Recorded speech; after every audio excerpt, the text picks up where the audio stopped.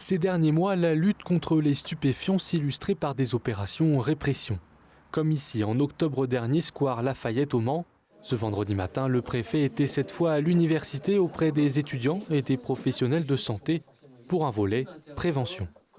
Il faut que cette politique publique de lutte contre les produits stupéfiants marche sur les deux jambes. Une jambe de prévention, de mise en avant des dégâts causés par ces produits sur la santé, notamment des plus jeunes, et puis une phase de répression, de contrôle de ces trafics pour tout simplement que la politique publique soit équilibrée. Les étudiants font partie des publics cibles.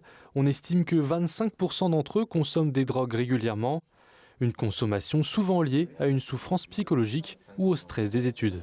On a le stress des examens, hein, c'est-à-dire on est soumis à la réussite, notamment pour les étudiants boursiers, hein, mais aussi ceux qui ont une pression familiale importante ou eux-mêmes qui se sont fixés une ambition importante. Et le deuxième stress, c'est le stress d'identification, c'est-à-dire qu'on doit aussi exister dans ce milieu, trouver une place. Ces dernières années, le ministère a d'ailleurs augmenté le nombre de psychologues dans les structures universitaires pour répondre à des besoins de plus en plus importants.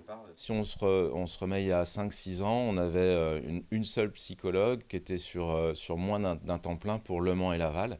Et maintenant, on est à 2,5 psychologues. Et on est passé d'un délai de consultation d'1 mois à 2 semaines.